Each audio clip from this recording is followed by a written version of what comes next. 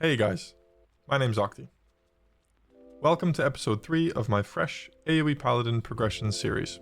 If you're new to the channel, my goal with this series is to capture my journey from 20 to 60 on a fresh, hardcore AOE Paladin, leveling exclusively by AOE farming.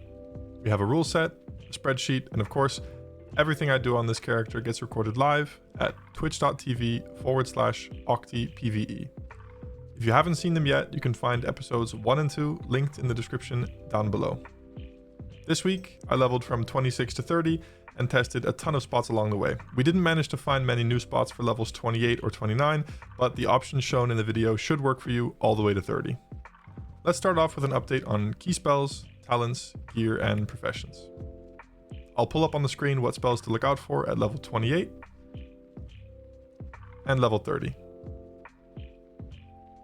As for AOE Tutor, here are my talents as of level 30.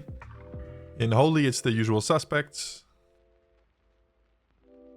And in Prot, I picked up 5 out of 5 Redoubt, 3 out of 5 Toughness, and 2 points for reduced cooldown on Bop.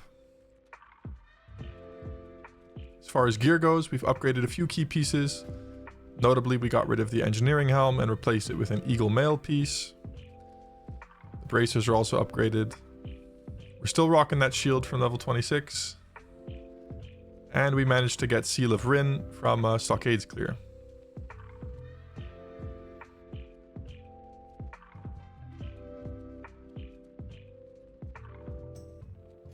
Let's move on to professions.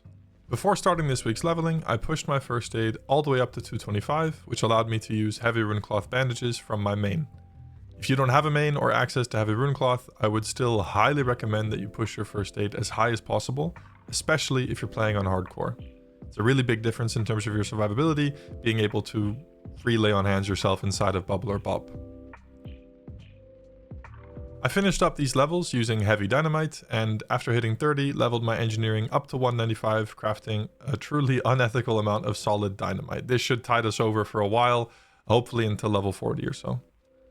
I'm not really sure what to level as my second profession. Someone in chat pointed out that enchanting would be a bit of a waste, given we can just level it on a bank alt, so we'll figure it out when we get there. With the update on the character out of the way, let's dive straight in with a look at our first grind spot, which was in Duskwood at the Ravenhill Cemetery, killing skeletal horrors and fiends. So this spot is really excellent and really popular. It is highly populated for people doing quests and also mages who are, I think, doing the same grind as I did. If you're in full Eagle gear, you can Exorcism on CD. We don't really have a ton of mana concerns. These mobs don't run, and so you don't have huge pressure. There's good density, and the respawns are pretty fast. So you're essentially just running around the cemetery, kind of going pack to pack. I noticed in these packs that occasionally you pull a Carrion Recluse, and the Carrion can do a poison that stuns you for 7 seconds or so. Which, as you see here, my live reaction to getting stunned for the first time. Actually, this is a really tangible advantage of being Dwarf. Even though it's a PvE server, when you get stunned by a spider like this, you can actually stoneform the stun off. And occasionally you'll run into these grave robbers. These are humanoids, and so they do run. So I found that, they're pretty rare, but when I'm killing them, I just make sure to kill the skeletons first, so that I'm not dealing with runners while getting punched by people.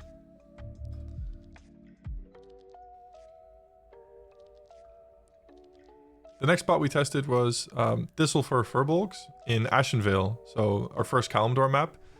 There are a lot of shamans in this area, and they have a healing wave. They will heal each other. So you'll see here in the first clip I pulled 3 of them and got through it okay.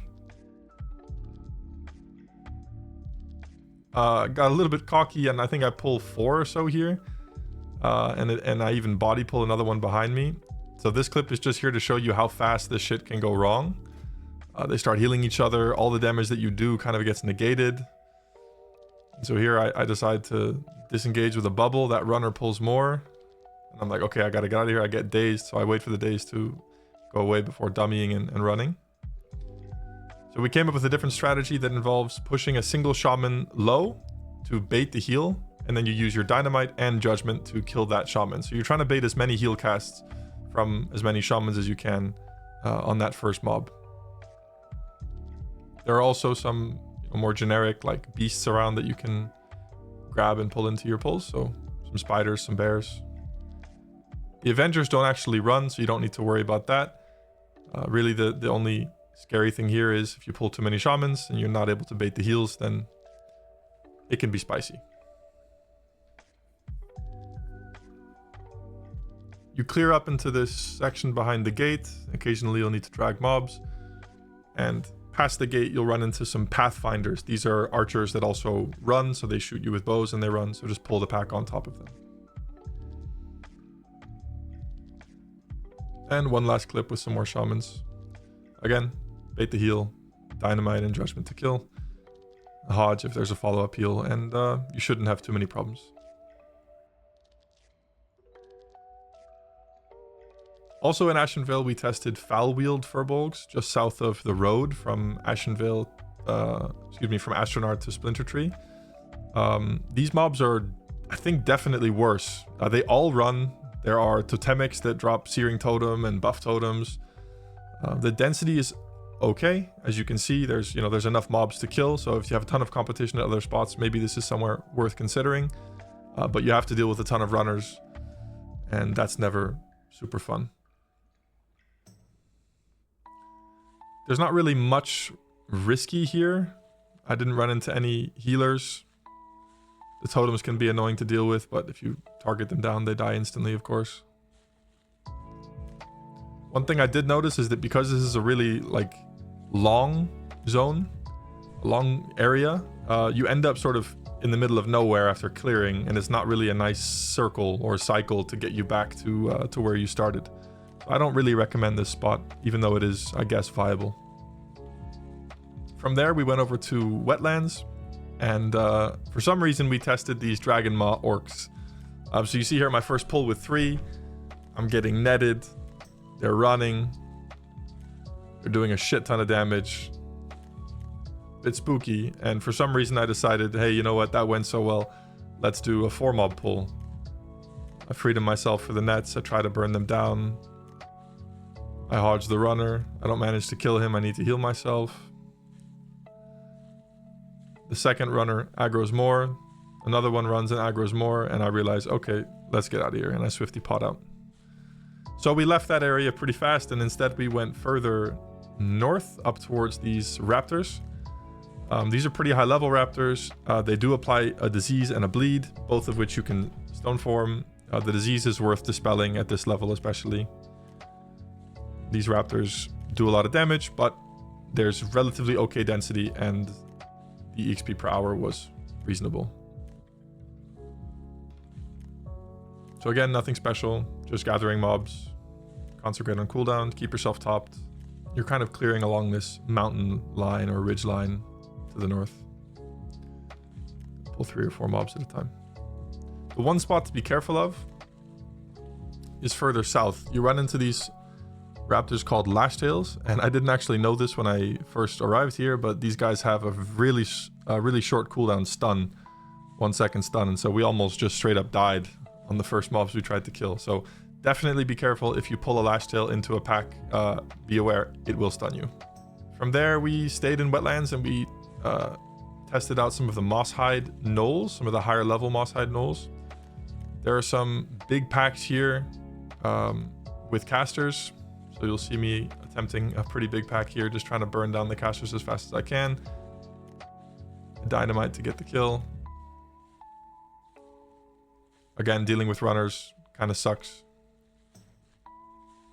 But they're mobs, they're in groups, so if you have other spots with competition, give this spot a shot. One of the major downsides of the spot are these fen runners. These guys, when they run away, they absolutely sprint. And this pull gets a little bit hairy. I don't think I end up getting super close to dying, but any one of these runners could have pulled a whole pack that would have forced me to use, multiple cooldowns just to survive. And finally, probably the best spot that we found viable all the way up to 30 is this Ooze location at Ironbeard's tomb. I didn't see a ton of competition in here except for some people doing quests. These guys are a standard crypt clear with really good density and really great respawns. They don't do a ton of damage, and As you can see, the pulls are pretty comfortable.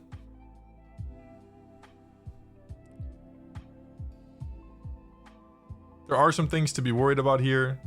For example, it had happened to me a few times that mobs would just respawn on top of mobs I was killing. So there seems to be some kind of hyper spawn at play here.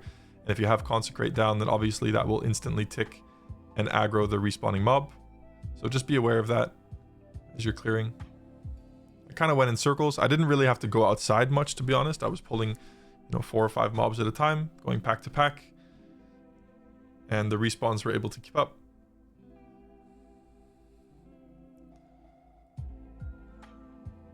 Here you see an example of a mob that respawns and I'm forced to kill it, which is pretty inefficient. Show one more example here. We pull 4 into this stairwell. We see a mob respawn right in front of us there. Consecrate could have ticked easily. And then as I finish up this pack, we will have another mob respawn just at the floor of the stairs. So the respawns are pretty wonky here. Yeah, I spent quite a lot of time inside this tomb. I really like this spot. It was suggested by a viewer. Would not have thought of it myself, honestly, despite however obvious it may seem. So I really appreciate the people who stop by in chat and give me ideas. It helps make these guides much more comprehensive. So that's it for the spots that I used to get to 30. I hope you enjoyed this this episode and this update on AOE Tutor.